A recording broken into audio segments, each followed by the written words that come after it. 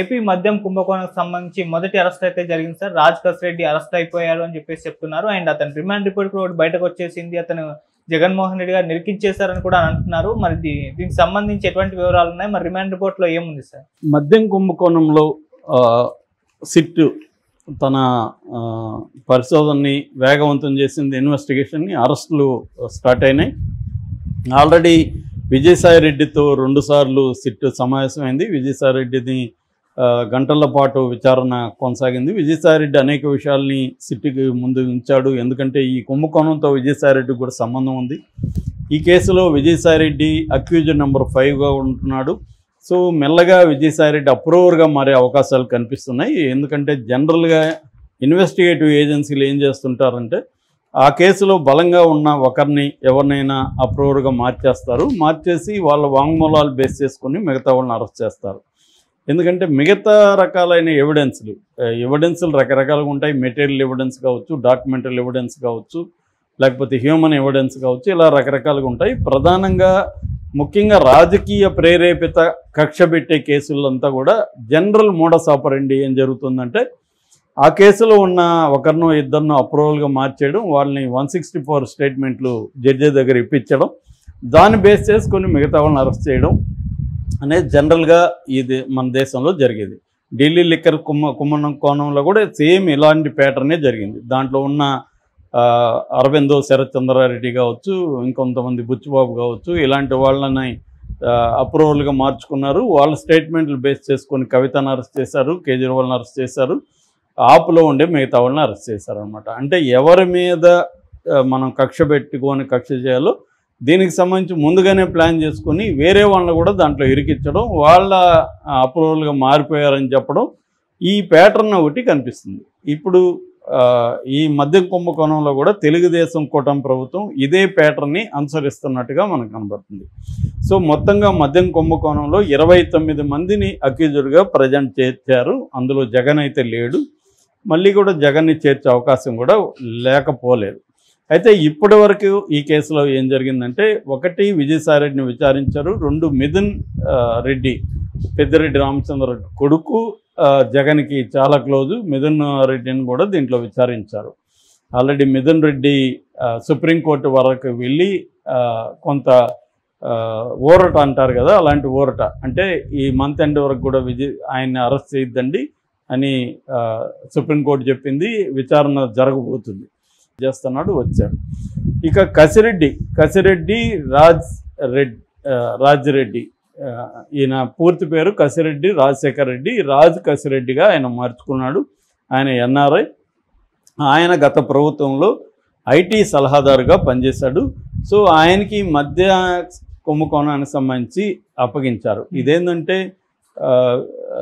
Andhra Pradesh state beverages corporation కింద వీళ్ళే గవర్నమెంటే షాపుల్ని రన్ చేసినప్పుడు కొన్ని కొత్త బ్రాండ్లు కావచ్చు, లేదా పాత బ్రాండ్లని కొత్తగా ఇంట్రొడ్యూస్ చేయడం కావచ్చు, ఇవన్నీ ఇంట్రొడ్యూస్ చేశారు. ఈ క్రమంలో తను కొన్ని బ్రాండ్లని ఇచ్చేసి వాళ్ళకి రేట్లు ఫిక్స్ చేసి రేట్లలో కమిషన్ తమకి ఇవ్వాలి. అది నెలకు 60 కోట్ల వరకు వసూలు చేశారు. ఈ కమిషన్ ఎవరు ఎక్కువ ఇస్తే వాళ్ళకి కోటా కూడా అంటే సప్లై ఎక్కువగా ఉండేట్టుగా కూడా ఇతను చూసుకోవడం. దీనికి సంబంధించి విజయసాయి రెడ్డి చెప్పిన దాని ప్రకారం వాళ్ళ ఇంట్లోనే 2 మీటింగ్లు జరిగినాయి. బట్ డబ్బులు ఎవరికి ఎన్ని పోయినాయని నాకు తెలియదు అని ఆయన చెప్పేశాడు. సో ఇప్పుడు ఆయన ఇచ్చిన ఇన్ఫర్మేషన్ పెట్టుకొని కసిరెడ్డిని అరెస్ట్ చేశారు. కసిరెడ్డి కోర్టుకి వెళ్ళాడు కానీ ఆయనకి ముందస్తు బెయిల్ దొరకలేదు. సుప్రీంకోర్టుకి వెళ్ళాడు కానీ సుప్రీంకోర్టులో కూడా ఇంకా విచారణకు నోచుకోలేదు. దాంతో ఆయన్ని ప్రెజర్ చేయడానికి వాళ్ళ నాన్నని తీసుకువెళ్ళి విచారించారు, వాళ్ళ ఇండ్ల మీద దాడులు చేశారు. ఇవన్నీ చేయడంతో కసిరెడ్డి రాక తప్పలేదు. ఆయన దుబాయ్ నుంచి హైదరాబాద్కి వచ్చాడు. విచారణకి కోసమే ఆయన వచ్చినప్పటికి కూడా ఆయన్ని శంషాబాద్ ఎయిర్పోర్ట్లో పట్టుకొని తీసుకెళ్లారు. దాదాపు 12 గంటల పాటు అర్ధరాత్రి 3 దాకా చేశారు, మళ్ళీ మార్నింగ్ చేశారు. 12 గంటల పాటు ఆయన విచారించారు.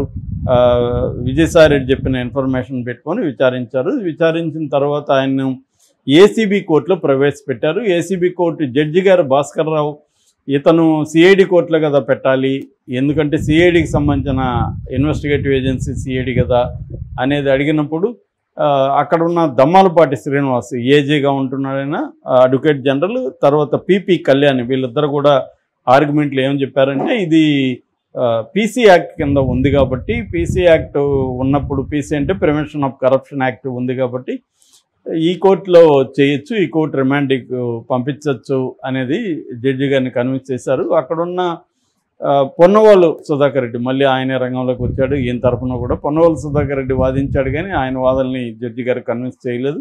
ఎందుకంటే ఇది బిగినింగ్లో ఎఫ్ఐఆర్లో పీసీ యాక్ట్ పెట్టలేదు, ఓన్లీ రిమాండ్ రిపోర్ట్లు తీసుకొచ్చారు అనేది ఆయన మెమోలో పెట్టలేదు అనేది ఆయన చెప్పాడు. దాన్ని కూడా వీళ్ళు కన్విన్స్ చేశారు దొమ్మాలపాటి శ్రీనివాసులు. మేము మెన్షన్ చేశాము అవినీతి జరిగిందని, అంతవరకు చాలు, సెక్షన్ ఇప్పుడైనా పెట్టచ్చు, అదేమీ ప్రాబ్లం కాదని చెప్పారు. జడ్జి గారు కూడా వీళ్ళ వాదనతో కన్విన్స్ అయ్యి కసిరెడ్డికి 13 రోజులు శిక్ష కాదు రిమాండ్ విధించారు. ఇప్పుడు కసిరెడ్డిని కూడా కస్టడీకి తీసుకోవడానికి కూడా కస్టడీ పిటిషన్ను కూడా పోలీసులు వేసే అవకాశం కనిపిస్తుంది సిట్ అధికారులు. అయితే ఇక్కడ ఇప్పుడు ఒక వార్త వైరల్ అవుతుంది, అదేంటంటే వీళ్ళ రిమాండ్ రిపోర్ట్లో కసిరెడ్డి, కసిరెడ్డి ఇది జగన్ చేయమంటేనే నేను చేశాను, డబ్బులంతా కూడా జగన్కే వెళ్ళాయి, జగనే మాకు ఈ స్కీమ్ ఎలా చేయాలి ఏంటి చెప్పించాడు.